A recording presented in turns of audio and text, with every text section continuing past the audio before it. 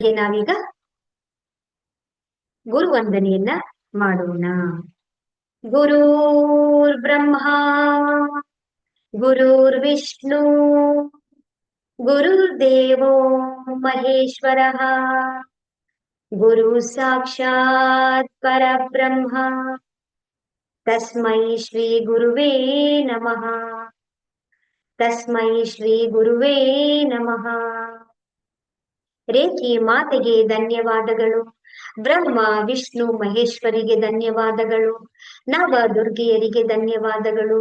ನಮ್ಮ ನಿಮ್ಮೆಲ್ಲರ ತಂದೆ ತಾಯಿಯರಿಗೆ, ಪರಿವಾರದವರಿಗೆ, ಕುಲದೇವತೆ ಕುಲದೇವರುಗಳಿಗೆ, ಗುರುಗಳಿಗೆ, ಸದ್ಗುರುಗಳಿಗೆ, ಋಷಿ ಮುನಿಗಳಿಗೆ, ಸಾಧು ಸಂತರಿಗೆ ಧನ್ಯವಾದಗಳು.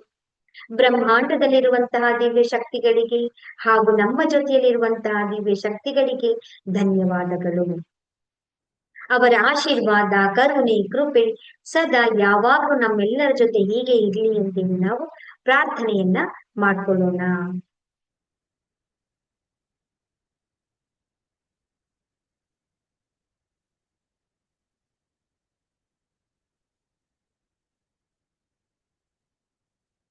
ಹರೇ ರಾಮ ಹರೇ ಕೃಷ್ಣ.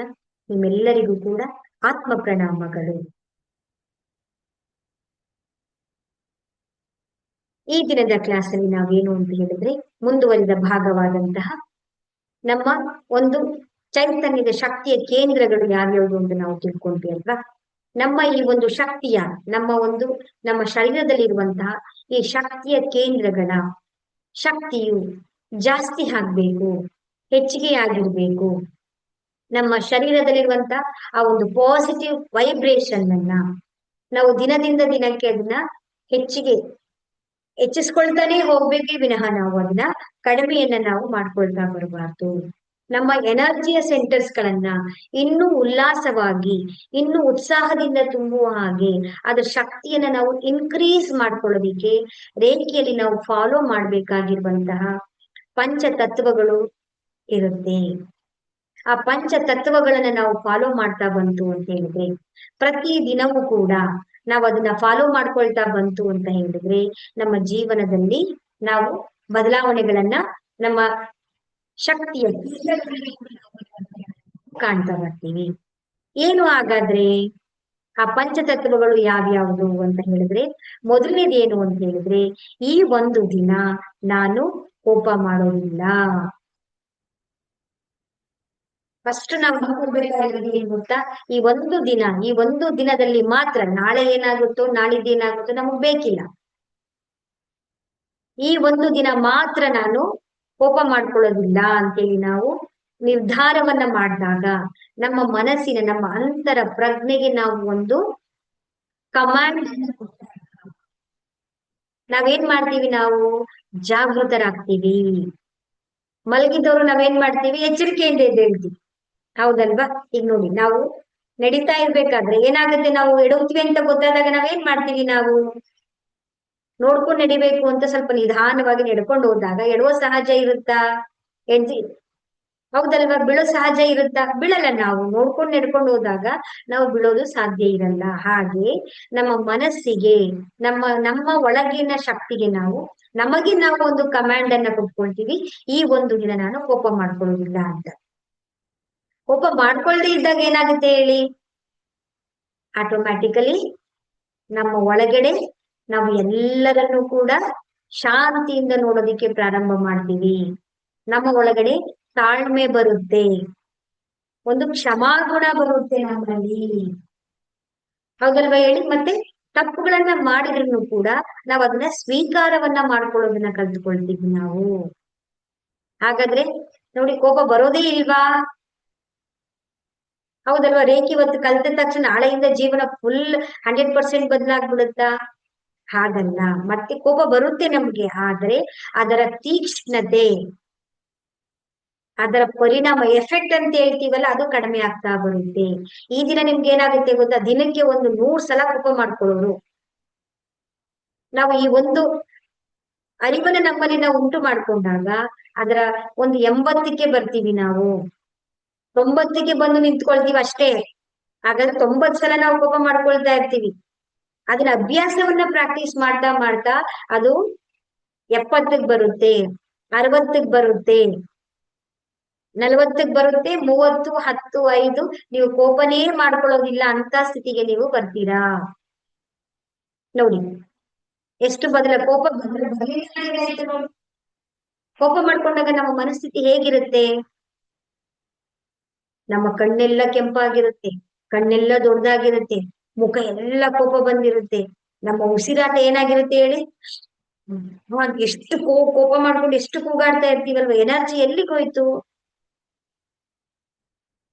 ಎಲ್ಲ ವೇಸ್ಟ್ ಆಗ್ತಿದೆ ಅಲ್ವಾ? ಕೋಪ ಮಾಡಿ ಜಗಳ ಮಾಡಿ ಫೈಟ್ ಆದ್ಮೇಲೆ ಏನ್ ಅನ್ಸುತ್ತೆ ಹೇಳಿ? ಸಾಕಪ್ಪ ಅಂತ ಒಂದ್ ಕಡೆ ಹೋಗಿ ನಾವು ಕೂತ್ಕೊಳ್ತೀವಿ, ನಮ್ಮ ಎನರ್ಜಿ ಎಲ್ಲವೂ ಕೂಡ ಖಾಲಿ ಆಗ್ಬಿಟ್ಟಿರುತ್ತೆ. ಹಾಗಾಗಿ ಒಂದು ದಿನ ಮಾತ್ರ, ನಾಳೆ ನೋಡ್ಕೊಳ್ಳೋಣ, ನಾಳೆ ಎದ್ದು ನೋಡ್ಕೊಳ್ಳೋಣ ನಾವು. ಸೆಕೆಂಡ್ ಎರಡನೇದು ಯಾವುದು ಅಂತ ಹೇಳಿದ್ರೆ, ಈ ಒಂದು ದಿನ ಚಿಂತೆ ಮಾಡೋದಿಲ್ಲ. ಚಿಂತೆ ಆ ಕಂತೆ, ಹೌದಲ್ವಾ, ಎಲ್ಲಿದೆ? ಎಲ್ಲ ನಮ್ಮ ತಲೆ ಮೇಲೆ ಇಟ್ಕೊಂಡಿದೀವಿ ನಾವು. ಭಾರ ಭಾರ ಅಂತ ಹೇಳಿದ್ರೆ ಆ ಕಲ್ಲು ಬಂಡೆ ಹಿಂಗ್ ಹೊತ್ಕೊಂಡಿದೀವಲ್ಲ, ಆ ಚಿಂತೆಯ ಭಾರ ನಮ್ ತಲೆನ ಮುಳುಗಿಸ್ಬಿಡ್ತಾ ಇದೆ. ಸ್ವತಂತ್ರವಾಗಿ ನಾವು ಹಾರಾಡೋದಕ್ಕೆ ಆಗ್ತಾ ಇಲ್ಲ. ನಾವು ಈ ಒಂದು ದಿನ ನಾನು ಚಿಂತೆ ಮಾಡೋದಿಲ್ಲ, ನೋಡೋಣ ಇವತ್ತು ಖುಷಿಯಾಗಿರ್ತೀನಿ, ಸಂತೋಷವಾಗಿರ್ತೀನಿ, ನಾನು ಆನಂದವಾಗಿರ್ತೀನಿ, ಏನ್ ಬರುತ್ತೋ ಅದನ್ನ ನಾನು ಧೈರ್ಯವಾಗಿ ನಾನು ಎದುರಿಸ್ತೀನಿ ಅಂತ ಹೇಳಿ ಒಂದು ನಿಮ್ಮ ಮನಸ್ಸಿಗೆ ನೀವು ಒಂದು ಕಮಾಂಡ್ ಅನ್ನ ಕೊಟ್ಟಾಗ ನೀವೇನಾಗ್ತೀರಾ? ನೀವು ಮಾನಸಿಕವಾಗಿ ಸ್ವತಂತ್ರರಾಗ್ತೀರಾ. ಒಂದು ನಂಬಿಕೆ ಬರುತ್ತೆ ನಿಮ್ಮ ಮೇಲೆ, ನಿಮ್ಮ ಒಳಗಡೆ ಒಂದು ಕಾನ್ಫಿಡೆಂಟ್ ಬರುತ್ತೆ, ನಂಬಿಕೆ ಬರುತ್ತೆ. ಏನಾಗುತ್ತೆ ಹೇಳಿ? ಕೂತ್ಕೊಂಡ್ರು ಚಿಂತೆ ಮಾಡ್ತಾ ಇರ್ತೀರಾ, ನಿಂತ್ಕೊಂಡು ಚಿಂತೆ ಮಾಡ್ತಾ ಇರ್ತೀವಿ, ಅಡಿಗೆ ಮಾಡ್ತಾನೂ ಚಿಂತೆ ಮಾಡ್ತಿರ್ತೀರಾ, ಕೆಲಸ ಮಾಡ್ತಾನೂ ಚಿಂತೆ ಮಾಡ್ತಾ ಇರ್ತೀರಾ, ಆಫೀಸಲ್ಲಿ ಹೋದ್ರೆ ಮನೆ ಚಿಂತೆ, ಮನೆಗ್ ಬಂದ್ರೆ ಆಫೀಸ್ ಚಿಂತೆ, ಅಡಿಗೆ ಮಾಡ್ತಾ ಇದ್ರೆ ಗಂಡನ್ ಚಿಂತೆ, ಗಂಡನ್ ಜೊತೆ ಇದ್ರೆ ಅಡಿಗೆ ಚಿಂತೆ, ಹೌದಲ್ವಾ, ಮಕ್ಕಳ ಜೊತೆ ಇದ್ರೆ ಫ್ಯಾಮಿಲಿ ಚಿಂತೆ. ಟೋಟಲ್ ನಾವು ಚಿಂತನೆ ಕಳ್ಕೊಂಡು ಕೂತ್ಕೊಂಡಿದ್ದಾಗ ಯಾವ ಕೆಲಸವನ್ನ ನಾವು ಪ್ರಾಪರ್ ಆಗಿ ಮಾಡ್ತಾ ಇದ್ದೀವಿ? ಈ ಕಡೆ ಅದು ಇಲ್ಲ, ಈ ಕಡೆ ಇದು ಇಲ್ಲ ಅಂತೇಳಿ ಒದ್ದಾಡ್ತಾ ಇದ್ದೀವಿ ನಾವು. ಯಾವ ಕೆಲಸವೂ ಕೂಡ ನಮ್ಗೆ ಪ್ರಾಪರ್ ಆಗಿ ನಮ್ ಕೈಲಿ ಮಾಡಕ್ ಆಗ್ತಾ ಇಲ್ಲ. ಎನರ್ಜಿ ಎಲ್ಲವೂ, ನಮ್ಮ ಶಕ್ತಿ ಎಲ್ಲವೂ ಕೂಡ ಬರೀ ಚಿಂತೆನಲ್ಲೇ ಕಳ್ದೋಗ್ತಾ ಇದೆ. ಅರಿವಿದೆ ಚಿಂತೆ ಮಾಡಬಾರ್ದು ಅಂತ, ಗೊತ್ತಿದೆ, ಆದ್ರೂ ನಾವೇನ್ ಮಾಡ್ತಾ ಇದೀವಿ ಹೇಳಿ? ಅದರಿಂದ ಓಡೋಗೋದಿಕ್ಕೆ ನಮ್ ಕೈಲಿ ಆಗ್ತಾ ಇಲ್ಲ. ಸೊ ಅದಕ್ಕೆ ನಾವೇನ್ ಮಾಡ್ಬೇಕು ಅಂತ ಹೇಳಿದ್ರೆ, ಈ ಇವತ್ತೊಂದು ದಿನ ಮಾತ್ರ ನಾನು ಮತ್ತೆ ಮತ್ತೆ ಮತ್ತೆ ನಾವು ರಿಮೈಂಡರ್ ನೆನಪಿಸ್ಕೊಳ್ತಾ ಇರ್ಬೇಕು, ಬದಲಾವಣೆಗಳನ್ನ ನಾವು ಮಾಡ್ಕೊಳ್ತಾ ಬರ್ಬೇಕು. ಮೂರನೇದೇನು ಅಂತ ಹೇಳಿದ್ರೆ, ಈ ಒಂದು ದಿನ ನಾನು ಕೃತಜ್ಞನಾಗಿರುತ್ತೇನೆ. ನಮ್ಗೆ ಕೃತಜ್ಞತೆ ಇದೆಯಾ ನೋಡಿ ಫಸ್ಟ್. ನಮ್ಗೆ ಯಾವಾಗೂ ಚಿಂತೆ ಬರೋದೇನು ಹೇಳಿ? ಯೋಚನೆ ಬರೋದೇನು? ನನ್ನ ಹತ್ರ ಅದಿಲ್ಲ, ನನ್ನ ಹತ್ರ ಹಣ ಇಲ್ಲ, ನನ್ ಗಂಡ ಸರಿ ಇಲ್ಲ, ನನ್ ಮಕ್ಳು ಚೆನ್ನಾಗಿ ಓದ್ತಾ ಇಲ್ಲ, ಹೌದಲ್ವಾ, ನಮ್ಮ ಅತ್ತೆ ನಂಗೆ ಸಹಾಯ ಮಾಡ್ಲಿಲ್ಲ, ನನ್ ಗಂಡ ಸಹಾಯ ಮಾಡ್ಲಿಲ್ಲ, ನನ್ನ ಆಫೀಸಲ್ಲಿ ನನಗೆ ಬಾಸ್ ಸಹಾಯ ಮಾಡ್ಲಿಲ್ಲ, ನನ್ನ ಫ್ರೆಂಡ್ಸು ಸಹಾಯ ಮಾಡ್ತಾ ಇಲ್ಲ. ಅವ್ರು ಸಪೋರ್ಟ್ ಮಾಡಿದ್ರೆ ಏನ್ ಮಾಡ್ತೀವಿ? ನಾನು ಏನೋ ಮಾಡ್ಬಿಡ್ತಾ ಇದ್ದೆ, ನಾನು ಏನೋ ಸಾಧನೆ ಮಾಡ್ಬಿಡ್ತಾ ಇದ್ದೆ ಅನ್ಸಲ್ವಾ? ಹೌದಲ್ವಾ? ಹೌದಲ್ವಾ, ನನ್ನ ಹೆಂಡತಿ ನನಗೆ ಸರಿಯಾಗಿ ಇನ್ ಟೈಮ್ ಏನು ಸಹಾಯ ಮಾಡ್ಕೊಳ್ತಾ ಇಲ್ಲ, ನಂಗೆ ಸಪೋರ್ಟ್ ಕೊಡ್ತಾ ಇಲ್ಲ. ನನ್ನ ಹೆಂಡತಿ ಸಪೋರ್ಟ್ ಮಾಡಿ ನಾನು ಎಲ್ಲ ಮಾಡ್ಬಿಡ್ತಾ ಇದ್ದೀನಿ ನಾನು. ಹೌದಲ್ಲ, ನಾವು ಹೇಳ್ತೀವ ಹೇಳಲ್ವಾ ನಾವು? ನಮ್ಮಮ್ಮ ಸರಿ ಇಲ್ಲ, ನಮ್ಮಪ್ಪ ಸರಿ ಇಲ್ಲ, ನಮ್ಮಪ್ಪ ಆಸ್ತಿ ಮಡಗಿದ್ರೆ ಇವತ್ತು ನಾನು ಯಾವ್ಯಾವ್ದು ಲೆವೆಲ್ ಇರ್ತೀನಿ, ಏನೇನೋ ಮಾಡ್ತಾ ಇದ್ದೆ, ಅವ್ರು ಸರಿಯಾಗಿ ಕಲ್ಸಿಲ್ಲ ಅಂತ ನಾವು ಬರೀ ಬ್ಲೇಮಿಂಗ್ ಮಾಡ್ತಾ ಇರ್ತೀವಿ. ಆದ್ರೆ ನೋಡಿ, ನಮಗೆ ತಂದೆ ತಾಯಿನ ಕೊಟ್ಟು ನಮ್ಗೆ ಇವತ್ತು ನಾವು ಉಸಿರಾಡ್ತಾ ಇದೀವಲ್ಲ. ಎಷ್ಟೋ ಜನ ಬೆಳಿಗ್ಗೆ ಮಲಗಿದವರು ಬೆಳಿಗ್ಗೆ ಎದ್ದೇಳೋದೇ ಇಲ್ಲ. ಇಡೀ ಪ್ರಪಂಚದಲ್ಲಿ ಕೋಟಿ ಜನರು ಸತ್ತೋಗ್ತಾ ಇದ್ದಾರೆ, ಬಟ್ ನಾನ್ ಮಾತ್ರ ಇವತ್ತು ಕಣ್ಣು ಬಿಟ್ಟು ಪ್ರಪಂಚ ನೋಡ್ತಾ ಇದ್ದೀನಿ, ಉಸಿರಾಡ್ತಾ ಇದ್ದೀನಿ ಅಂತ ಹೇಳಿದ್ರೆ ಅದಕ್ಕಿಂತ ಪುಣ್ಯವಾದಂಥದ್ದು ಇನ್ಯಾವುದಿದೆ ಹೇಳಿ? ನೀವು ಹೇಳಿ. ಆ ಉಸಿರಿಗೆ ನೀವು ಥ್ಯಾಂಕ್ಸ್ ಹೇಳ್ತಾ ಇದ್ದೀರಾ ನೋಡಿ. ಏನು ಮಾಡ್ಬೇಡಿ ನೀವು, ಒಂದು ಸಲ ನೀವು ನಿಮ್ಮ ಅಕ್ಕಪಕ್ಕ ಹಾಸ್ಪಿಟಲ್ ಇರುವಂತ ಐಸೂಗೆ ಹೋಗಿ ನೀವು. ಐಸೂಗೆ ಹೋಗ್ಬೇಕು ನೀವು, ಪ್ರಾಕ್ಟಿಕಲ್ ಆಗಿ ನೀವು ಹೋಗಿ, ನೀವು ಒಮ್ಮೆ ನೀವು ನೋಡಿ, ನೀವಲ್ಲಿ ಒಂದು ಉಸಿರು ತಗೊಳ್ಳೋದಿಕ್ಕೆ ಅವ್ರು ಎಷ್ಟು ಕಷ್ಟ ಪಡ್ತಾ ಇದ್ದಾರೆ ಅಂತೇಳಿ. ಅದು ದುಡ್ಡನ್ನ ಕೊಟ್ಟು ಪೇ ಮಾಡಿ ಲಕ್ಷಾಂತರ ರೂಪಾಯಿನ ಕೊಟ್ಟು ಒಳಗಡೆ ಆಕ್ಸಿಜನ್ ತಗೊಳ್ಳೋದಿಕ್ಕೆ ಮಾಸ್ಕ್ ಅನ್ನ ಹಾಕೊಂಡು ಕಷ್ಟ ಪಡ್ತಾ ಇದ್ದಾರೆ.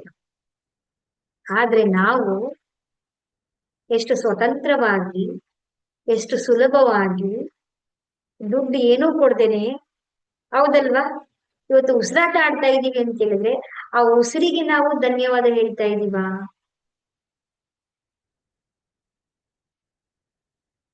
ಅದನ್ನ ಮರ್ತೇ ಬಿಟ್ವಿ ನಾವು. ಈ ಉಸಿರಿದ್ರೆ, ಈ ಪ್ರಾಣ ಇದ್ರೆ, ಈ ದೇಹ ಇದ್ರೆ ಉಳಿದದ್ ಎಲ್ಲವನ್ನು ಕೂಡ ನಾವು ಮಾಡ್ಬೋದಲ್ವಾ? ಈ ದೇಹನ ಮರ್ತೇ ಬಿಟ್ಟಿದೀವಲ್ಲ ನಾವು. ದೇಹ ನಮ್ಗೆ ವಾಹನ. ಈ ದೇಹ ಇದ್ರೆ ಆತ್ಮ ಇರುತ್ತೆ, ಆತ್ಮ ಇದ್ರೆ ನಾವ್ ಎಲ್ಲವನ್ನೂ ಸಾಧನೆ ಮಾಡ್ತೀವಿ. ಆದ್ರೆ ಇವತ್ತು ಏನ್ ಮಾಡ್ತಾ ಇದ್ದೀವಿ? ದೇಹ ಇಲ್ಲ ಅಂದ್ರೆ ಏನಿದೆ ನೋಡಿ, ಆ ಪ್ರೇತಾತ್ಮ ಆಗಿದಾರಲ್ಲ ಅವರೆಲ್ಲ, ಅಲಿತಾ ಇದಾರಲ್ಲ. ನಮ್ಗೆ ದೇಹ ಬೇಕು ಅಂತ ಹೇಳಿ, ಶರೀರ ಬೇಕು ಅಂತ ಬೆಂಕಿನಲ್ಲಿ ಒದ್ದಾಡ್ತಾ ಇದ್ದಾರೆ ಪ್ರೇತಾತ್ಮಗಳೆಲ್ಲ. ಬಟ್ ಪರಮಾತ್ಮ ನಮ್ಗೆ ಆತ್ಮ ಕೊಟ್ಟು, ದೇಹ ಕೊಟ್ಟು, ನಮಗೆ ಒಂದು ಶರೀರವನ್ನ ಕೊಟ್ಟು, ಎಷ್ಟು ನೋಡಿ ಅದಕ್ಕೆ ವ್ಯಾಲ್ಯೂಬಲ್, ಬೆಲೆ ಕಟ್ಟಕ್ಕಾಗದೇ ಇರುವಂತ ದೇಹವನ್ನ ಕೊಟ್ಟು ನಮ್ಮನ್ನ ಕಳ್ಸಿದ್ದಾರೆ ಅಂತ ಹೇಳಿದ್ರೆ, ಈ ದೇಹಕ್ಕೆ ಒಮ್ಮೆ ನಾವು ಥ್ಯಾಂಕ್ಸ್ ಹೇಳಿದೀವ? ಯಾಕೆ ಹೇಳಿ? ಹೇಳಲ್ಲ ನಾವು. ಅದಕ್ಕೆ ನೀವು ದುಡ್ಡು ಕೊಟ್ಟಿಲ್ಲ, ಫ್ರೀಯಾಗಿ ಬಂದಿದೆಯಲ್ಲ. ಅದೇ ಮೊಬೈಲ್ ನೀವು ಒಂದು ಐಫೋನ್ಗೆ 1 ಲಕ್ಷ ಕೊಟ್ಟಿರ್ತೀರಾ ಅಂದ್ರೆ ಅದು ಎಷ್ಟು ಚೆನ್ನಾಗಿ ನೋಡ್ಕೊಳ್ತೀರಾ ಹೇಳಿ? ಹಬ್ಬ 1 ಲಕ್ಷ ಕೊಟ್ಟಿದ್ದೀನಿ ಈ ಮೊಬೈಲ್ಗೆ, ಅದಕ್ಕೆ ಸ್ಕ್ರೀನ್ ಗಾರ್ಡ್ಸ್ ಹಾಕೋದೇನು, ಅದನ್ನ ಪ್ರೊಟೆಕ್ಷನ್ ಮಾಡೋದೇನು, ಅದೇನಾದ್ರು ಒಂದ್ ಸ್ವಲ್ಪ ಬೀಳ್ತು ಅಂದ್ರೆ ಅದನ್ನ ಕೇರ್ ಮಾಡೋದೇನು, ಮನೆಗೆ ತಗೊಳ್ಳೋ ಫ್ರಿಡ್ಜ್ ಎಷ್ಟು ಕೇರ್ ಮಾಡ್ತೀರಾ, ತಗೊಂಡಿರೋ ಟಿವಿ ಎಷ್ಟು ಕೇರ್ ಮಾಡ್ತೀವಿ ನಾವು. ಆದ್ರೆ ನಮ್ಗೆ ನೋಡಿ, ನಮಗೆ ಆ ಬೆಲೆನೇ ಕಟ್ಟಕ್ಕಾಗದೇ ಇರುವಂತಹ ಈ ಉಸಿರು, ಈ ಪ್ರಾಣ, ಈ ದೇಹ, ಈ ಕಣ್ಣು, ಕಿವಿ, ಕಾಲು, ನಮ್ಮ ಒಳಗಡೆ ಡೈಜೆಷನ್ ಎಷ್ಟು ಚೆನ್ನಾಗಿ ನಡೀತಾ ಇದೆ, ಬ್ಲಡ್ ಎಷ್ಟು ಚೆನ್ನಾಗಿ ಸರ್ಕ್ಯುಲೇಷನ್ ಆಗ್ತಾ ಇದೆ, ನಮ್ಗೆ ಮನೆ ಇದೆ, ನಮ್ಮದೇ ಆದಂತ ಸಂಬಂಧಗಳಿದೆ, ಕುಟುಂಬ ಇದೆ, ಗಂಡ ಹೆಂಡತಿ ಮಕ್ಕಳು ಕೊಟ್ಟಿದ್ದಾನೆ ಪರಮಾತ್ಮ. ಈ ಸರಿಯಾದ ಸಮಯಕ್ಕೆ ನಾವು ಊಟವನ್ನ ಮಾಡ್ತಾ ಇದೀವಿ, ತಗೊಳ್ಳುವಂತ ಊಟ ಡೈಜೆಷನ್ ಆಗ್ತಾ ಇದೆ ನಮ್ಗೆ, ನಾವು ಎಷ್ಟು ಚೆನ್ನಾಗಿ ಕೆಲಸ ಮಾಡ್ತಾ ಇದೀವಿ, ಕಣ್ಣಿಂದ ನಮ್ ಕೈ ನೋಡಕ್ ಆಗ್ತಾ ಇದೆ, ನೋಡಿದನ್ನ ಅರ್ಥ ಮಾಡ್ಕೊಳ್ಳುವಂತ ಜ್ಞಾನ ನಮ್ಮೊಳಗಡೆ ಇದೆ. ಎಷ್ಟೋ ಜನಕ್ಕೆ ಕಣ್ಣೇ ಇಲ್ಲ, ಕಿವಿನೇ ಇಲ್ಲ, ಅವ್ರಿಗೆ ತಂದೆ ಇಲ್ಲ, ಅನಾಥರಾಗಿದ್ದಾರೆ, ಭಿಕ್ಷುಕರಾಗಿದ್ದಾರೆ, ಕೈ ಕಾಲೇ ಮುರಿದೋಗಿದೆ, ಅವ್ರು ನೋಡ್ಕೊಳ್ಳೋರೇ ಇಲ್ಲ, ಟ್ರೀಟ್ಮೆಂಟ್ ಮಾಡ್ಸೋರೇ ಇಲ್ಲ, ಒಬ್ರು ಸ್ನೇಹಿತರಿಲ್ಲ. ನಮಗೆಲ್ಲ ನೋಡಿ, ನಮ್ಗೆ ಸ್ನೇಹಿತರಿದ್ದಾರೆ, ಅಕ್ಕಪಕ್ಕದಲ್ಲಿದ್ದಾರೆ, ಕುಟುಂಬದವ್ರಿದ್ದಾರೆ, ಗಂಡ ಇದ್ದಾನೆ, ಮಕ್ಕಳಿದ್ದಾರೆ, ಹಂಚ್ಕೊಳಕ್ಕೆ, ಮಾತಾಡೋದಕ್ಕೆ. ಇವತ್ತು ನನಗೆ ಬೇಕಾದಂತ ಬಟ್ಟೆಗಳನ್ನ ಹಾಕೊಳ್ಳುವಂತ ಶಕ್ತಿ ನಮ್ಗಿದೆ. ಹೋಗಿ ಬೇಕು ಅಂದ ತಕ್ಷಣ ಹೊರಗಡೆ ತಿನ್ನೋದಿಕ್ಕೆ ಇವತ್ತು ಮನೆಗೆ ತಿನ್ನೋ ಸಾಮಾನುಗಳು ಬರ್ತಾ ಇದೆ. ಇವತ್ತು ಒಂದು ಸ್ವಿಗ್ಗಿನಲ್ಲಿ ಆರ್ಡರ್ ಮಾಡಿದ್ರೆ ಏನ್ ಬೇಕು ಎಲ್ಲ ಮನೆಗೆ ಬರುತ್ತೆ, ತರಕಾರಿಗಳನ್ನ ಆರ್ಡರ್ ಮಾಡಿದ್ರೆ ಏನ್ ಬೇಕು ನಮ್ಮ ಮನೆಗೆ ಬರುತ್ತೆ. ನಾವು ಥ್ಯಾಂಕ್ಸ್ ಹೇಳ್ತಾ ಇದೀವ ಇವತ್ತು? ಕೃತಜ್ಞತೆನೇ ಇಲ್ಲದಾಗ್ಬಿಟ್ಟಿದೀವಿ ನಾವು. ನಮ್ಮ ವೈಬ್ರೇಷನ್ ಎಲ್ಲಿ ಜಾಸ್ತಿ ಆಗುತ್ತೆ ಹೇಳಿ? ಬರೀ ಇಲ್ಲ ಇಲ್ಲ, ಬರೀ ಬ್ಲೇಮಿಂಗ್ ಮಾಡ್ಕೊಂಡೇ ಕೂತಿದ್ರೆ ನಮ್ಮ ವೈಬ್ರೇಷನ್ ಏನಾಗುತ್ತೆ? Low level. ನಿಮ್ಮ ಹತ್ರ ಏನಿದೆಯೋ, ನಿಮ್ಗೆ ಜ್ಞಾನ ಇದೆಯಾ, ಜ್ಞಾನಕ್ಕೆ ಖುಷಿ ಪಡಿ, ಥ್ಯಾಂಕ್ಸ್ ಹೇಳಿ. ಇವತ್ತು ಊಟ ಮಾಡ್ತಾ ಇದ್ದೀರಾ, ಊಟಕ್ಕೆ ಥ್ಯಾಂಕ್ಸ್ ಹೇಳಿ. ಇವತ್ತು ಹೊಸ ಫ್ರೆಂಡ್ಸ್ ಸಿಕ್ಕಿದಾರ, ಇವತ್ತು ನಿಮ್ಮ ಹಸ್ಬೆಂಡ್ ನಿಮ್ ಜೊತೆ ಪ್ರೀತಿನ ಸ್ವಲ್ಪ ಹೊತ್ತು ಮಾತಾಡ್ತಿದಾರ, ಇವತ್ತು ಮನೆಗೆ ಬೇಗ ಬಂದ್ರ, ಥ್ಯಾಂಕ್ಸ್ ಹೇಳಿ. ನೀವಿಬ್ರು ಹೊರಗಡೆ ಹೋದ್ರೆ ಇವತ್ತು ಥ್ಯಾಂಕ್ಸ್ ಹೇಳಿ. ಮಕ್ಕಳಿದ್ದಾರೆ, ಕೆಲವರಿಗೆ ಮಕ್ಕಳೇ ಇಲ್ಲ, ನಮ್ಗೆ ಮಕ್ಕಳ ಭಾಗ್ಯ ಇದೆ ಅಂತಿಲ್ಲ, ಅದಕ್ಕೆ ಧನ್ಯವಾದ ಹೇಳಿ. ನಿಮ್ಮ ಹತ್ರ ಏನಿದೆಯೋ ಅದು ಪ್ರತಿದಿನ ನೀವು ಅಭ್ಯಾಸವನ್ನ ಮಾಡಿ, ನಮ್ಮ ವೈಬ್ರೇಷನ್ ಜಾಸ್ತಿ ಆಗ್ತಾ ಬರುತ್ತೆ. ನಮ್ಮಲ್ಲಿ ಸಂತೋಷ ನಮ್ಮಲ್ಲಿ ಒಳಗಡೆ ಬರುತ್ತೆ. ಸಂತೋಷ ಬಂತು ಅಂತ ಹೇಳಿದ್ರೆ ನಮ್ಮ ಶರೀರವೆಲ್ಲವೂ ಕೂಡ ತಾನೇ ಆಟೋಮ್ಯಾಟಿಕಲಿ ಎನರ್ಜೆಟಿಕ್ ಆಗ್ತಾ ಬರುತ್ತೆ. ನೆಕ್ಸ್ಟ್ ಒಂದು 4ನೇದು ಏನು ಅಂತ ಹೇಳಿದ್ರೆ, ಈ ಒಂದು ದಿನ ನಾನು ಪ್ರಾಮಾಣಿಕವಾಗಿರ್ತೇನೆ. ನೋಡಿ, ಈ ಕೋಪದಲ್ಲಿ, ಚಿಂತೆಯಲ್ಲಿ, ಗಲಾಟೆಯಲ್ಲಿ, ಒತ್ತಡದಲ್ಲಿ ಕೆಲಸನ ನಾವು ಪ್ರಾಪರ್ ಆಗಿ ಮಾಡ್ತಾ ಇದೀವ? ಅಡಿಗೆ ಮಾಡೋ ಕೆಲ್ಸನೇ ತಗೊಳ್ಳಿ, ಅಡಿಗೆ ಮಾಡೋ ಕೆಲ್ಸನ, ಅಡಿಗೆನ ಕರೆಕ್ಟ್ ಆಗಿ ನಾವು ಮಾಡ್ತಾ ಇದೀವ? ನಾವೆಲ್ಲೋ, ನಮ್ ಮನಸ್ಸೆಲ್ಲೋ ಇರುತ್ತೆ, ನಮ್ ದೇಹ ಎಲ್ಲೋ ಇರುತ್ತೆ, ನಾವ್ ಮಾಡೋ ಕೆಲ್ಸನೋ ಎಲ್ಲೋ ಇರುತ್ತೆ. ಆಫೀಸಲ್ಲಿ ತಗೊಳ್ಳಿ, ಆಫೀಸ್ ಕೆಲಸವನ್ನ ಮಾಡ್ಬೇಕಾದ್ರೂ ಕೂಡ ಆಫೀಸಲ್ಲಿ ನಾವು ಕರೆಕ್ಟ್ ಆಗಿ ಪ್ರಾಪರ್ ಆಗಿ ಕೆಲಸ ಮಾಡ್ತಾ ಇದೀವ? ಯಾಕೆ ಹೇಳಿ? ಅಲ್ಲೂ ಚಿಂತೆ ತುಂಬಿಕೊಂಡಿದೆಯಲ್ಲ, ಬೇಡದಿರುವಂತ ಪ್ರಾಬ್ಲಮ್ಸ್ ಗಳು ತುಂಬಿಕೊಂಡು ಕೂತಿದೀವಲ್ಲ ನಾವು, ಹೌದಲ್ವಾ? ಆಗ ನಾವು ಚಿಂತೆಯಿಂದ, ಒತ್ತಡದಿಂದ, ಗಲಿಬಿಲಿಯಿಂದ, ಬೇಸರದಿಂದ, ದುಃಖದಿಂದ ನಾವು ಕೆಲಸವನ್ನ ಮಾಡಿದಾಗ ಅದು ಕೆಲಸ ನಾವು 100% ನಾವು ಕೆಲಸ ಮಾಡಕ್ಕಾಗತ್ತಾ? ಹೌದಲ್ವಾ? ನೀವು ಯಾವುದೇ ಕೆಲಸವನ್ನ ಮಾಡಿ, ಕಸ ಗುಡ್ಸೋದ್ ಕೆಲಸ ಮಾಡ್ತೀರಾ, ಇಡೀ ಪ್ರಪಂಚದಲ್ಲಿ ನೀವು ಸರ್ವಶ್ರೇಷ್ಠ ವ್ಯಕ್ತಿ, ನಿಮ್ಮನ್ ಬೀಟ್ ಮಾಡೋಕೆ ಯಾರು ಇಲ್ಲ. ಆ ರೀತಿ ನೀವು ಕಸವನ್ನ ಗುಡ್ಸಿದ್ರೆ ಆ ಕೆಲಸ ನಿಮ್ಗೆ ಗೌರವ ತಂದ್ಕೊಡುತ್ತೆ, ತಂದ್ಕೊಡಲ್ವಾ? ಗೌರವ ತಂದ್ಕೊಡುತ್ತೆ, ಸಮ್ಮಾನ ತಂದ್ಕೊಡುತ್ತೆ, ನಿಮ್ಗೆ ಕೀರ್ತಿ ತಂದ್ಕೊಡುತ್ತೆ, ಹಣ ತಂದ್ಕೊಡುತ್ತೆ, ಎಲ್ಲವನ್ನು ತಂದ್ಕೊಡುತ್ತಲ್ವಾ? ಅಡಿಗೆ ಮಾಡ್ತಾ ಇದ್ದೀರಾ, ಸರ್ವಶ್ರೇಷ್ಠ ಇಡೀ ಪ್ರಪಂಚದಲ್ಲೇ ನಿಮ್ಮ ಹಾಗೆ ನೀವು ಯಾವ್ದಾದ್ರು ಅಡಿಗೆ ಮಾಡಿ. ಮುದ್ದೆ ಮಾಡ್ತೀರಾ, ಬಿರಿಯಾನಿ ಮಾಡ್ತೀರಾ, ವೆಜಿಟೇಬಲ್ ಬಿರಿಯಾನಿ ಹೇಳೋದು ನಾನು, ನಾನ್ ವೆಜ್ ಬಿರಿಯಾನಿ ಅಲ್ಲ, ವೆಜಿಟೇಬಲ್ ಬಿರಿಯಾನಿ ಮಾಡ್ತೀರಾ. ನಿಮ್ ತರ ಇನ್ನೊಬ್ರು ಯಾರು ಮಾಡಕ್ಕಾಗಲ್ಲ, ಇಡೀ ಪ್ರಪಂಚದಲ್ಲೇ ನಿಮ್ಮನ್ನ ಮೀರ್ಸೋರಿಲ್ಲ. ಆ ರೀತಿ ನೀವು ಅಡಿಗೆ ಮಾಡಿದ್ರೆ, ಆ ರೀತಿ ನೀವು ಒಂದು ಕೆಲಸವನ್ನ ಮಾಡಿದ್ರೆ, ಆ ಒಂದು ಕೆಲಸ ನಿಮ್ಗೆ ಗೌರವ ತಂದ್ಕೊಡುತ್ತೆ, ಸಮ್ಮಾನ ತಂದ್ಕೊಡುತ್ತೆ, ಕೀರ್ತಿ ತಂದ್ಕೊಡುತ್ತೆ, ಹಣ ತಂದ್ಕೊಡುತ್ತೆ, ನಿಮಗೆ ಏನ್ ಬೇಕು ಎಲ್ಲವನ್ನು ತಂದ್ಕೊಡುತ್ತೆ ಅಲ್ವಾ? ಅದು ನಾವು ಕೆಲಸವನ್ನ ಪ್ರಾಮಾಣಿಕವಾಗಿ ಮಾಡೋಕ್ಕಾಗ್ತಿಲ್ವೇ? ಸಣ್ಣ ಯಾವುದೇ ಕೆಲಸ ಆಗ್ಲಿ, ಅದು ಕೆಲಸದಲ್ಲಿ ಯಾವುದೇ ರೀತಿ ಭೇದ ಭಾವ, ಕೀಳರಿಮೆ ಇಲ್ಲ. ಆದ್ರೆ ಆ ಕೆಲಸ ನಮ್ಮನ್ನ ಅಷ್ಟು ದೊಡ್ಡ ಸ್ಥಾನಕ್ಕೆ ತಗೊಂಡೋಗಿ ನಮ್ಮನ್ನ ನಿಲ್ಸುತ್ತೆ. ಇವತ್ತೊಂದು ದಿನ ನನ್ನ ಬಾಯಿಗೆ ಯಾವ ಕೆಲಸವನ್ನ ಬರುತ್ತೋ, ಕಾಯಕವೇ ಕೈಲಾಸದಂತೆ ನಾನು ಕೆಲಸವನ್ನ ಮಾಡ್ತೀನಿ ಅಂತ ನೀವು ನಿರ್ಧಾರವನ್ನ ಮಾಡಿ ನೋಡಿ, ನಿಮ್ಮಲ್ಲಿ ಎಷ್ಟು ಬದಲಾವಣೆಗಳಾಗುತ್ತೆ. ಲಾಸ್ಟ್ ಒನ್ ಯಾವ್ದು? 5ನೇದು ಅಂತ ಹೇಳಿದ್ರೆ, ಈ ಒಂದು ದಿನ ಮೇಲೆ ಎಲ್ಲರ ಮೇಲೆ ನಾನು ಕರುಣೆಯಿಂದ ಇರ್ತೇನೆ. ಪ್ರೀತಿ, ಪ್ರೇಮ, ಯಾರ ಮೇಲೂ ದ್ವೇಷ ಇಲ್ಲ, ಅಸೂಯೆ ಇಲ್ಲ, ಸಂತೋಷ. ನೋಡಿ, ನಗೋದಿಕ್ಕೆ ಏನಪ್ಪಾ ದುಡ್ಡು ಖರ್ಚು ಮಾಡ್ಬೇಕು? ಮುಖದಲ್ಲಿ ನಗುನು ಇಲ್ವಲ್ಲ, ನಾಟಕೀಯವಾಗೂ ನಾವು ನಗು ಇಟ್ಕೊಳ್ತಾ ಇಲ್ಲ, ಹೌದಲ್ಲ? ಯಾವಾಗ ಮುಖದಲ್ಲಿ ಬೇಸರ ಇಟ್ಕೊಂಡಿರ್ತೀವಿ, ಅಕ್ಕಪಕ್ಕದವ್ರು ಕಂಡ್ರು ಬೇಸರ, ಅವ್ರ ಜೊತೆಗೂ ಸರಿಯಾಗಿ ಮಾತಾಡಲ್ಲ, ಫ್ಯಾಮಿಲಿ ಕುಟುಂಬದೊಳಗಡೆನೂ ನಾವು ಕರುಣೆ ಇಲ್ಲ, ಪ್ರೀತಿ ಇಲ್ಲ ಅಂತಂದಾಗ ಒಳಗಡೆ ಸಂತೋಷ ಎಲ್ಲಿ ಬರುತ್ತೆ ನಮಗೆ? ಯಾವುದೇ ಭೇದ ಭಾವ ಇಲ್ಲದೆ ನಿಮ್ ಏನು ನಿಮ್ಮ ಹತ್ರ ಪ್ರೀತಿ ಇದೆಯಾ? ಪ್ರೀತಿ ಮಾತಿನಿಂದ ಮಾತಾಡಿ. ನಿಮ್ಮ ಹತ್ರ ಹಣ ಇದೆಯಾ? ನಿಮ್ ಕೈಲಿ ಎಷ್ಟಿರುತ್ತೆ ಅಷ್ಟನ್ನ ದಾನವನ್ನ ಮಾಡಿ ಸಂತೋಷ ಪಡಿ. ನಿಮ್ಮಲ್ಲಿ ಜ್ಞಾನ ಇದೆಯಾ? ಜ್ಞಾನವನ್ನ ಹಂಚಿ. ಆಗ ಒಳಗಡೆ ಏನು ಇರಲ್ಲ, ಖಾಲಿ ಇರುತ್ತೆ, ಹೌದಲ್ವ? ಎಲ್ಲ ತುಂಬಿಕೊಂಡಿದ್ದಾಗ ನೀವು ಆಕಾಶದಲ್ಲಿ ಹಾರೋಡಕ್ಕೆ ಇಲ್ಲ ಆಗುತ್ತೆ ನಿಮಗೆ. ನೀವ್ ಎಷ್ಟು ಸರಳವಾಗ್ಬಿಡ್ತೀರಾ, ಎಷ್ಟು ಎಷ್ಟು ನೀವು ಸರಳತೆಯಿಂದ ಇರ್ತೀರಾ, ನೀವು ಮನಸ್ಸು ನಿಮ್ದು ಹಗುರವಾಗಿ ಮುಖವಾಡಗಳನ್ನ ಹಾಕೊಂಡು ಹಾಕೊಂಡು ಹಾಕೊಂಡು ಹಾಕೊಂಡು ನಮ್ಮತನವನ್ನೇ ನಾವು ಮರ್ತ್ಕೊಂಡ್ಬಿಡ್ತಾ ಇದೀವಿ ನಾವು. ನೋಡಿ, ಸಿಂಪಲ್ ಆಗಿ ನಾವು ಇದನ್ನ ಮಾಡಿದಾಗ, just for today I will not be angry, just for today I will not be worry, just for today I will do my work honestly, just for today I will be grateful, just for today I will be kind to every living things. Automatically ನಾವು ಕೋಪ ಮಾಡ್ಕೊಂಡಿಲ್ಲ ಅಂತ ಹೇಳಿದ್ರೆ ನಾವು ಆನಂದವಾಗಿರ್ತೀವಿ. ಪ್ರಾಮಾಣಿಕವಾಗಿ ಕೆಲಸವನ್ನ ಮಾಡ್ತು ಅಂದ್ರೆ ಇದನ್ನೇ ಸಿಂಪಲ್ ಆಗಿ ಎಲ್ಲ ಕಡೆ ಕಾಯಕವೇ ಕೈಲಾಸ, ದಯೆಯೇ ಧರ್ಮದ ಮೂಲವಯ್ಯ, ಹೌದಲ್ವ? ನೋಡಿ, ವಸುದೈವ ಕುಟುಂಬಕಂ, ಸರ್ವೇ ಜನ ಸುಖಿನೋ ಭವಂತು, ಎಲ್ಲ ಜ್ಞಾನ ಎಲ್ಲೋ ಸಿಕ್ಕಿಬಿಟ್ಟಿದೆ, ಎಲ್ಲ ಜ್ಞಾನವನ್ನ ಎಲ್ಲರೂ ಕೂಡ ಹೇಳಿ ಹೋಗ್ಬಿಟ್ಟಿದ್ದಾರೆ. ಆದ್ರೆ ನಾವು ಅದನ್ನ ಫಾಲೋ ಮಾಡ್ಬೇಕು ಅಷ್ಟೇ. ನಾವು ಇಷ್ಟು ಸಿಂಪಲ್ ಆಗಿ ಜಸ್ಟ್ ಇವತ್ತು ಹಾಸಿಗೆ ಮೇಲೆ ಇದ್ದು ಪ್ರತಿದಿನ ಎದ್ದು ಕೂತ್ಕೊಳ್ಳಿ, ನೀವು ಇನ್ನೇನು ಮಾಡೋದು ಬೇಡ. ಇವತ್ತೊಂದು ದಿನ ನಾನು ಕೋಪ ಮಾಡ್ಕೊಳಲ್ಲ, ಚಿಂತೆ ಮಾಡ್ಕೊಳಲ್ಲ, ಕೃತಜ್ಞನಾಗಿರ್ತೇನೆ, ಪ್ರಾಮಾಣಿಕನಾಗಿರ್ತೇನೆ, ಕರುಣಾಮಯಿ ಆಗಿರ್ತೇನೆ ಅಂತ ನಿಮ್ಮ ಮನಸ್ಸಿಗೆ ನೀವು ಹೇಳ್ಕೊಳ್ಳಿ. ಅದನ್ನ ಫಾಲೋ ಮಾಡಿ ಅಷ್ಟೇ. ಎಷ್ಟಾಗುತ್ತೋ ಅಷ್ಟು ಫಾಲೋ ಮಾಡಿ. ಫಾಲೋ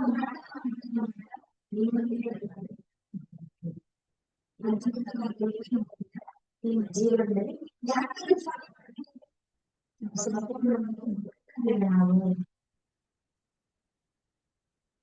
ವರ್ತಮಾನದಲ್ಲಿ ನಾವು ಜೀವಿಸ್ಬೇಕು.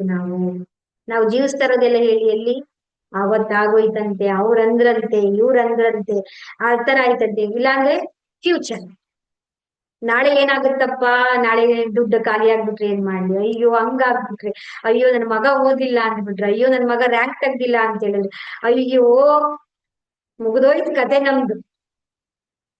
ಮೈ ಭ್ರಮೆ, ಏ ಏನೂ ಆಗಿಲ್ಲ, ಆಗ್ಬಿಡುತ್ತಂತೆ, ಆಗುತ್ತಂತೆ, ಹೋಗುತ್ತಂತೆ, ಬರುತ್ತಂತೆ, ಅಂತೆ ಕಂತೆಗಳಲ್ಲಿ ಈ ಜೀವನದ ಸಂತೆನೇ ಮುಗ್ದೋಗ್ತಾ ಇದೆ ಅಲ್ವಾ. ಅಂದ್ರೆ the living of the art art of living, ಜೀವಿಸೋ ಕಲೆಯನ್ನೇ ನಾವು ಮರ್ತ್ಕೊಂಡ್ಬಿಡ್ತಾ ಇದ್ದೀವಿ. ಜೀವಿಸೋದನ್ನ ಕಲಿತು ಅಂತ ಹೇಳಿದ್ರೆ ನಮ್ಮ ಜೀವನದಲ್ಲಿ ಬದಲಾವಣೆ. ಇದ್ರ ಜೊತೆಗೆ ನಮ್ಮ ಒಂದು ಶಕ್ತಿ, ಎನರ್ಜಿ ಅಂತ ಹೇಳ್ತೀವಿ, ನಮ್ಮ ಪ್ರಾಣ ಶಕ್ತಿ ಅದು ಸೇವ್ ಆಗ್ಬೇಕು, ಅದರ ಶಕ್ತಿ ನಾವು ಇನ್ಕ್ರೀಸ್ ಆಗ್ಬೇಕು ಅಂತ ಹೇಳಿದ್ರೆ ಈ ಪಂಚತತ್ವಗಳ ಜೊತೆಗೆ ನಾವ್ ಏನ್ ಮಾಡ್ಬೇಕು ಅಂದ್ರೆ ನಮ್ಮ ಆಹಾರ ಪದ್ಧತಿಗಳಲ್ಲಿ ಬದಲಾವಣೆಗಳನ್ನ ಮಾಡ್ಕೊಳ್ಬೇಕು.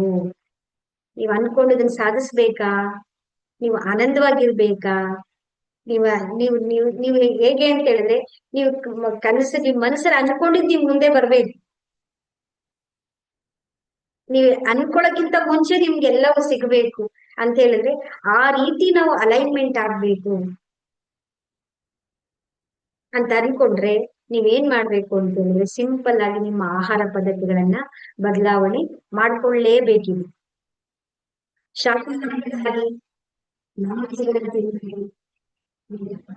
ತರಕಾರಿಗಳನ್ನ, ಹಸಿ ತರಕಾರಿಗಳನ್ನ, ತಾಜಾ ತರಕಾರಿಗಳನ್ನ ಸೇವಿಸಿ. ಗೊತ್ತಿದೆ ನಿಮ್ಗೆ ತಿನ್ಬೇಕು ಅಂತ, ಆದ್ರೆ ನಮ್ಮ ಜೀವನ ಶೈಲಿಯಲ್ಲಿ ನಾವು ಅದನ್ನ ಅಡಾಪ್ಟ್ ಮಾಡ್ಕೊಳಕ್ ಆಗ್ತಾ ಇಲ್ಲ. ಸ್ವಲ್ಪ ನೀವು ಅದನ್ನ ಅಡಾಪ್ಟ್ ಮಾಡ್ಕೊಳ್ಳೇಬೇಕಿದೆ ನಿಮಗೆ ಒಂದು ತಿಂಗಳು. ಮತ್ತೆ ಈ ಪ್ಯಾಕ್ಡ್ ಫುಡ್ಗಳು, ಸಕ್ಕರೆ, ಹಾಲು, ನೀವು ಬೇಕಾದ್ರೆ ಗೂಗಲ್ ಹೋಗಿ ಸರ್ಚ್ ಮಾಡಿ ಸಕ್ಕರೆಯಿಂದ ನಮ್ ಬಾಡಿಗೆ ಏನೆಲ್ಲ ಸಮಸ್ಯೆಗಳಾಗ್ತಾ ಇದೆ ಅಂತ. ಹಾಲನ್ನ ಬಗ್ಗೆ ಯೋಚನೆ ಮಾಡಿ, ಇಷ್ಟು ಕೋಟಿ ಜನ ನಾವು ಭಾರತದಲ್ಲಿ ಇದ್ದೀವಿ, ಇಷ್ಟು ಹಾಲು ನಮ್ಗೆ ಹೇಗ್ ಸಾಧ್ಯ, ಇಷ್ಟು ಪ್ಲೆಂಟಿಯಾಗಿ ನಮ್ಗೆ ಸಿಗೋದಿಕ್ಕೆ ಹೇಗ್ ಸಾಧ್ಯ ಹಾಲು? ಒಮ್ಮೆ ನೀವು ಹೋಗಿ ಸರ್ಚ್ ಮಾಡಿ ನೋಡಿ, ನಾವು ಕುಡಿತಾ ಇರೋದೆಲ್ಲ ಇಟ್ಸ್ ಎ ಕೆಮಿಕಲ್ ಅನ್ನೋದು ನಿಮ್ಗೆ ಗೊತ್ತಾಗುತ್ತೆ ನಿಮ್ಗೆ. ಹಾಗಾಗಿ ದಯವಿಟ್ಟು ಕಾಫಿ, ಟೀ, ಹಾಲು, ಸಕ್ಕರೆ, ಮೈದಾ, ಪ್ಯಾಕ್ಡ್ ಐಟಮ್ಸ್ಗಳು, ಫ್ರೈಡ್ ಐಟಮ್ಸ್ಗಳು, ಮತ್ತೆ ತಂಪು ಪಾನೀಯಗಳು, ಕೋಕಾ ಕೋಲಾ, ಸ್ಪ್ರೈಟ್, ಮಾಜಾ, ಇವತ್ತು ನಾವ್ ಏನ್ ನಮ್ಮ ಕಲ್ಚರ್ ಹೇಗಿದೆ ಹೇಳಿ. ಅವಾಗ ಹಿಂದಿನ ಕಾಲದಲ್ಲಿ ಮನೆಗೆ ಬಂದ್ರೆ ಪಾನಕ ಕೊಡ್ತಾ ಇದ್ರು, ಮಜ್ಜಿಗೆ ಕೊಡ್ತಾ ಇದ್ರು, ನಿಂಬೆಹಣ್ಣು ಜ್ಯೂಸ್ ಕೊಡ್ತಾ ಇದ್ರು. ಇವತ್ತೇನಾಯ್ತು ಹೇಳಿ? ಇವತ್ತು ಹೌದಲ್ವಾ, ಫ್ರೆಶ್ ಫ್ರೆಶ್ ಅಂತ ಹೇಳ್ತೀವಿ, 1 ತಿಂಗಳು, 3 ತಿಂಗಳು, 4 ತಿಂಗಳಿಂದ ಬಾಟಲ್ ಸ್ಟೋರೇಜ್ ಆಗಿರುವಂತ ಕೋಕಾ ಕೋಲಾ ಕೊಡ್ತಾ ಇದೀವಿ, ಮಾಜಾ ಕೊಡ್ತಾ ಇದೀವಿ, ಸ್ಪ್ರೈಟ್ ಕೊಡ್ತಾ ಇದೀವಿ, ಜೊತೆಗೆ ಲೇಸು, ಕುರ್ಕುರೆ, ಬಿಸ್ಕೆಟ್ಗಳನ್ನ ಕೊಡ್ತಾ ಇದೀವಿ. ನಾವು ಎಲ್ಲಿಂದ ಎಲ್ಲಿಗೆ ಹೋಯ್ತು ಯೋಚನೆ ಮಾಡಿ. ಈಗ ನಾವು ನಮ್ಮ ತಗೊಳ್ಳಂತ ಊಟ ಡೈಜೆಷನ್ ಆಗ್ಬೇಕು ಅಂತ ಹೇಳಿದ್ರೆ ಅದು ಜಠರಾಗ್ನಿ, ಅಗ್ನಿ ಬೇಕಲ್ವಾ ನಿಮಗೆ? ಆ ಅಗ್ನಿ ಜೊತೆಗೆ ನಾವು ತಂಪು ಪಾನೀಯ ಕೋಕೋ ಕೋಲಾ ಹಾಕಿ ಆ ಬೆಂಕಿನ ನಾವು ತಣ್ಣಗ್ ಮಾಡ್ಬಿಡ್ತಾ ಇದೀವಲ್ಲ, ಡೈಜೆಷನ್ ಎಲ್ಲ ಆಗುತ್ತೆ ನಮಗೆ? ಯೋಚನೆ ಮಾಡಿ ನೀವು. ಜೊತೆಗೆ ಇನ್ನೊಂದೇನು, ಈ ತಿಂತಾ ಇರೋ ಊಟ ಹೇಗಿದೆ, ಎಲ್ಲ ವೆರೈಟಿ, 20 ತರ, 3 ತರ, 4 ತರ, 10 ತರ, 15 ತರ ನಾವು ವೆರೈಟಿ ಫುಡ್ಗಳನ್ನ ತಿಂದಾಗ ಒಂದೊಂದು ಫುಡ್ ಅಲ್ಲಿ ಒಂದೊಂದು ಎಲಿಮೆಂಟ್ಸ್ ಇರುತ್ತೆ ಅಲ್ವಾ? ಅದು ಒಂದೊಂದು ಡೈಜೆಷನ್ ಆಗೋದಕ್ಕೆ ಒಂದೊಂದು ಶಕ್ತಿಯನ್ನ ತಗೊಳುತ್ತೆ. ಈ ಮಿಕ್ಸ್ಡ್ ಪದ್ಧತಿ ಎಲ್ಲಿಂದ ಬಂತು ನಮ್ಗೆ? ನೋಡಿ, ನಾವು ತಗೊಳ್ತಾ ಇರೋ ಊಟ ಇದೆಯಲ್ಲ, ಎಷ್ಟು ನಾವು ಪಾಯ್ಸನ್ ಆಗಿ ತಿಂತಾ ಇದೀವಿ ಅಂತ ಹೇಳಿದ್ರೆ ಅದ್ರ ಬಗ್ಗೆ ನಮ್ಗೆ ಯಾರಿಗೂ ಕೂಡ ಅವೇರ್ನೆಸ್ ಇಲ್ಲ. ಹಾಗಾಗಿ ತರಕಾರಿ ಸಲಾಡ್ಗಳಿಗೆ, ಫ್ರೆಶ್ ಫ್ರೂಟ್ಗಳಿಗೆ, ಫ್ರೆಶ್ ಆಗಿ ಜ್ಯೂಸ್ಗಳನ್ನ ಕುಡಿದ್ರೆ ವಿತೌಟ್ ಸಕ್ಕರೆ ಕುಡೀರಿ. ಇವತ್ತು ಜ್ಯೂಸ್ ಕುಡಿತಾ ಇದೀವಿ ಅಂತ ನ್ಯಾಚುರಲ್ ಆಗಿರೋ ಫ್ರೂಟ್ ಜ್ಯೂಸ್ಗೆ ಎಷ್ಟು ಸಕ್ಕರೆ ಹಾಕಿ ಕುಡಿತಾ ಇದೀವಿ ನಾವು. ಸಕ್ಕರೆ ಇಟ್ಸ್ ಎ ಪಾಯ್ಸನ್ ಆಗಿ ಕನ್ವರ್ಟ್ ಆಗ್ತಾ ಇದೆ ನಮ್ಮ ಬಾಡಿಗೆ. ಆ ನಂತರ ನೀವೇನ್ ಮಾಡಿ ಅಂದ್ರೆ ನೆಕ್ಸ್ಟ್ ನಿಮ್ಗೆ ಚಾರ್ಜ್ ಮಾಡೋದು ಹೇಳ್ಕೊಡ್ತೀನಿ. ಊಟನ ಚಾರ್ಜ್ ಮಾಡಿ ಯಾವ ರೀತಿ ಊಟ ಮಾಡ್ಬೇಕು ಅಂತೇಳಿ. ಮತ್ತೆ ನೀವು ತಗೊಳ್ಳುವಂತ ಆಹಾರ ಕಾಲೋಚಿತವಾಗಿರ್ಲಿ, ಹಾಗೆ ಪ್ರಾದೇಶಿಕವಾಗಿರ್ಲಿ. ಅಂದ್ರೆ seasonal food and regional food. ಈಗ ಹೊರ ದೇಶದ್ದೆಲ್ಲ ತಗೊಂಡ್ಬಂದು ತಿಂತಾ ಇದೀವಿ ನಾವು. ಹೌದಲ್ವಾ? ನಮ್ಮ ಕಾಲಕ್ಕೆ ನಮ್ಮ ಸುತ್ತಮುತ್ತ ಬೆಳೆಯುವಂತ ಫುಡ್ಗಳು ಆ ಕಾಲಕ್ಕನುಗುಣವಾಗಿ ನಾವು ತಗೊಳ್ತಾ ಬಂತು ಅಂದ್ರೆ ನಮ್ಗೆ ಅದು ಎನರ್ಜಿಯನ್ನ ಕೊಡುತ್ತೆ, ಪ್ರಾಣವನ್ನ ಕೊಡುತ್ತೆ, ನಮ್ಗೆ ತ್ರಾಣವನ್ನ ಕೊಡುತ್ತೆ. ಪ್ರಾಣನೇ ಇಲ್ಲದೆ ಇರುವಂತ ಆಹಾರವನ್ನ ನಾವು ತಿಂತಾ ಇದೀವಿ ನಾವು. ಮತ್ತೆ ಇನ್ನೊಂದು, 16 ಗಂಟೆಗಳ ಕಾಲ ನಿಮ್ಮ ಹೊಟ್ಟೆ ಉಪವಾಸದಿಂದ ಇರಬೇಕು. 10 ಗಂಟೆಗೆ, 11 ಗಂಟೆಗೆ, 12 ಗಂಟೆಗೆ ನಾವು ಊಟವನ್ನ ಮಾಡಿದ್ರೆ ಅದು ಡೈಜೆಷನ್ ಆಗೋದಕ್ಕೆ ಸಮಯ ಎಲ್ಲ ಕೊಟ್ವಿ. ನ್ಯಾಚುರಲ್ ಆಗಿ ಫುಡ್ ಡೈಜೆಷನ್ ಆಗೋದಕ್ಕೆ 6 ರಿಂದ 8, 9 ಗಂಟೆ ಬೇಕು. ಇಟ್ಸ್ ಡಿಪೆಂಡ್, ನೀವು ತಗೊಳ್ಳೋ ಫುಡ್ ಮೇಲೆ ಡಿಪೆಂಡ್ ಇರುತ್ತೆ. ಈ ರೊಟ್ಟಿ, ಮುದ್ದೆ, ಗಟ್ಟಿ ಪದಾರ್ಥ, ಚಪಾತಿಗಳು ತಗೊಂಡ್ರೆ ಅದು ಡೈಜೆಷನ್ ಆಗೋದಿಕ್ಕೆ ಸಮಯ ಬೇಕಲ್ಲ, ಆದ್ರೆ ಅದು ಎಲಿಮಿನೇಟ್ ಆಗೋದಿಕ್ಕೆ ನಾವು ಸಮಯ ಕೊಡ್ತಾ ಇದೀವ ನಾವು. ಅದಕ್ಕೆ ನೀವು ಮತ್ತೊಂದು ಪದ್ಧತಿ ಏನು ಅಂತ ಹೇಳಿದ್ರೆ, 7 ಗಂಟೆ ಒಳಗಡೆ ಊಟ ಮಾಡ್ಕೊಳ್ಳಿ. ಸೂರ್ಯಾಸ್ತಮದ ಒಳಗಡೆ ನಾವು, ಅಂದ್ರೆ ಆ ಸೂರ್ಯನ ಬೆಂಕಿ ಕಡಿಮೆ ಆಗ್ತಿದ್ದಂಗೆ ನಮ್ಮ ಒಳಗಡೆ ಇರುವಂತ ಆ ಡೈಜೆಸ್ಟ್ ಅಗ್ನಿಯೂ ಕೂಡ ಕಡಿಮೆ ಆಗ್ತಾ ಇರುತ್ತೆ. ಅದಕ್ಕೆ ಸೂರ್ಯಾಸ್ತಮದ ಒಳಗಡೆ ನಾವು ಊಟ ಮುಗ್ದಿರ್ಬೇಕು. ಸ್ವಲ್ಪ ಹೆಚ್ಚು ಕಡಿಮೆ ಅಂತ ಹೇಳಿದ್ರೆ 7 ಗಂಟೆ, 7:30 ಒಳಗಡೆ ಬೇಗ ಊಟ ಮಾಡ್ಕೊಳ್ಳಿ. ಆಗ ನಿಮ್ಗೆ ಏನಾಗುತ್ತೆ ಗೊತ್ತಾ, ನೀವು ಮಲಗೊಳಕ್ಕಿಂತ 9 ಗಂಟೆ, 10 ಗಂಟೆಗೆ ಮಲ್ಕೊಳ್ತೀರಾ ಅಂದ್ರೆ ನಿಮ್ಗೆ ಗ್ಯಾಪ್ ಸಿಗುತ್ತೆ, ಡೈಜೆಷನ್ ಚೆನ್ನಾಗಾಗುತ್ತೆ. ಡೈಜೆಷನ್ ಆಗಿ ಎಲಿಮಿನೇಟ್ ಆಗೋದಕ್ಕೆ ನಿಮ್ಗೆ ಸಮಯ ಸಿಗುತ್ತೆ.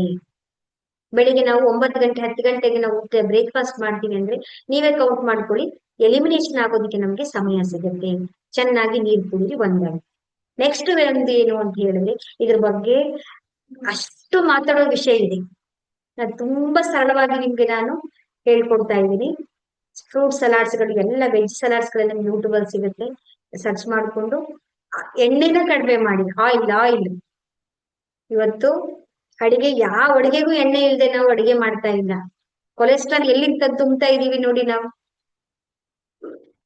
ಒಂದ್ ಅಡಿಗೆನಾದ್ರೂ ನಾವು ಎಣ್ಣೆ ಇಲ್ಲದೆ ಮಾಡ್ತೀವ ನಾವು ಇವತ್ತು? ಝೀರೋ ಆಯಿಲ್ ಬರ್ಬೇಕು ನಾವು. ಅಂದ್ರೆ ನಾವು ಅಡಿಗೆ ಸಿಸ್ಟಮ್ನ ಹೆಂಗ್ ಬದಲಾವಣೆ ಮಾಡ್ಕೊಳ್ಬೇಕು. ನಾನು ಎಲ್ಲಾ ತಾಯಿಂದ್ರಲ್ಲೂ ವಿನಂತಿ ಮಾಡ್ಕೊಳ್ತೇನೆ, ಸ್ವಲ್ಪ ಎಣ್ಣೆನೂ ಕೂಡ ಕಡಿಮೆ ಮಾಡಿ. ಮತ್ತೆ ಇನ್ನೊಂದು ಏನು ಅಂತ ಹೇಳಿದ್ರೆ, ನಮ್ಮ ಮನೆ ಎನರ್ಜಿಯನ್ನು ಕೂಡ ನಾವು ಚೇಂಜ್ ಮಾಡ್ಕೊಳ್ಬೇಕು. ಅದಕ್ಕೆ ಸಿಂಪಲ್ ಏನು ಅಂತ ಹೇಳಿದ್ರೆ, ಸಮುದ್ರದ ಕಲ್ಲುಪ್ಪು ಬರುತ್ತಲ್ಲ, ಮನೆ ಒರೆಸ್ಬೇಕಾದ್ರೆ 1 ಚಿಟಿಕೆ ಕಲ್ಲುಪ್ಪನ್ನ ಹಾಕಿ ಮನೆಯನ್ನ ಒರೆಸ್ತಾ ಬನ್ನಿ. ಜೊತೆಗೆ ನೀವು ಏನೇನ್ ಹಾಕೊಳ್ತೀರಾ ಅದೆಲ್ಲ ಹಾಕೊಳ್ಳಿ, ಜೊತೆಗೆ ಕಲ್ಲುಪ್ಪನ್ನ ಹಾಕಿ ನೀವು ಮನೆಯನ್ನ ಕ್ಲೀನ್ ಮಾಡ್ತಾ ಬನ್ನಿ. ಒಂದಾಯ್ತು. ಸೆಕೆಂಡ್ ಅಂದ್ರೆ, ನೀವು ಹಾಕೊಳ್ಳುವಂತ ಬಟ್ಟೆಗಳು ಕೂಡ, ಕಾಸ್ಟ್ಲಿ ಬಟ್ಟೆಗಳು, ರೇಷ್ಮೆ ಸೀರೆಗಳು ಇವೆಲ್ಲವೂ ಕೂಡ ಏನಾಗುತ್ತೆ ಅಂದ್ರೆ ವಾಶ್ ಮಾಡ್ದೇನೆ ಹಾಗೆ ನಿಮ್ ಬೀರುನಲ್ಲಿ ತಗೊಂಡ್ಬಂದು ಇಡಬೇಡಿ. ಯಾಕೆಂದ್ರೆ ನೆಗೆಟಿವ್ ಎನರ್ಜಿಯನ್ನ ಅಬ್ಸರ್ವ್ ಮಾಡಿರುತ್ತೆ ಬಟ್ಟೆ. ಅದನ್ನ ತಗೊಂಡು ನಿಮ್ ಬೀರು ಒಳಗಡೆ ಇಟ್ರೆ, ಬೀರುನಲ್ಲೂ ನೆಗೆಟಿವ್ ಎನರ್ಜಿ ತಗೊಂಡ್ಬಂದು ಇಟ್ಕೊಂಡ್ರಿ, ಎಷ್ಟು ಸುಲಭವಾಗಿ ನೆಗೆಟಿವ್ ಎನರ್ಜಿನ ಕರೆದು ನೀವು ಸ್ವಾಗತ ಮಾಡಿ ಬೀರು ಒಳಗಡೆ ಇಟ್ಕೊಂಡ್ವಿ ನಾವು. ಸೊ ಆದಷ್ಟು ನೀವೇನ್ ಮಾಡಿ ಅಂತ ಹೇಳಿದ್ರೆ, ಬಟ್ಟೆಗಳಿಗೆ ವಾಶ್ ಮಾಡಕ್ಕಾಗಿಲ್ಲ ಅಂತ ಹೇಳಿದ್ರೆ ಒಂದು ಬೌಲಲ್ಲಿ ಸ್ವಲ್ಪ ನೀರಿಗೆ ಕಲ್ಲುಪ್ಪನ್ನ ಹಾಕಿ ಸ್ಪ್ರಿಂಕಲ್ ಮಾಡಿ ಚಿಮುಕ್ಸಿ ಅದನ್ನ, ಅಥವಾ ಪ್ಯಾಚ್ ಟೆಸ್ಟ್ ಮಾಡ್ಕೊಳ್ಳಿ. ಆಮೇಲೆ ನಾನ್ ಹೇಳಿದೆ ಮೇಡಮ್ ಬಟ್ಟೆ ಹೋಯ್ತು, ನೀವು ನನಗೆ ಬಟ್ಟೆ ಕೊಡಿ, 10,000 ಬಟ್ಟೆ ಕೊಡಿ ಅಂದ್ರೆ ನಾನ್ ಕೊಡಕ್ಕಾಗಲ್ಲ. ಸೊ ಪ್ಯಾಚ್ ಟೆಸ್ಟ್ ನೋಡ್ಕೊಳ್ಳಿ. ಮತ್ತೆ ಬಟ್ಟೆಗಳಿಗೆ ಸ್ವಲ್ಪ ನೀವು ಆ ಬಟ್ಟೆ ವಾಶ್ ಮಾಡುವಂತ ನೀರಿಗೆ ಸ್ವಲ್ಪ ಕಲ್ಲುಪ್ಪನ್ನ ಹಾಕಿ ಅದನ್ನ ನೀವು ಅದನ್ನ ಒಣಗ ಹಾಕೊಳ್ಳಿ. ಈ ರೀತಿ ಮಾಡಿ. ಮತ್ತೆ ಮನೆಯಲ್ಲಿ ಹಳೆಯ ವಸ್ತುಗಳು ಯಾವ್ಯಾವ್ದು ಮುಗ್ದೋಗಿರೋದು, ಬೇಡದೆ ಇರೋದು, ಯೂಸ್ ಮಾಡದೆ ಇರೋದು, ನಾಳೆ ಮಾಡೋಣ, ನಾಳಿದ್ ಮಾಡೋಣ, ವಂಶ ಪಾರಂಪರ್ಯವಾಗಿ ಬಂದಿದೆ ಎಲ್ಲಾನು ಇಟ್ಕೊಂಡಿರ್ತೀವಲ್ವಾ, ಕೆಲವೊಂದನ್ನ ಇಟ್ಕೊಳ್ಳಿ.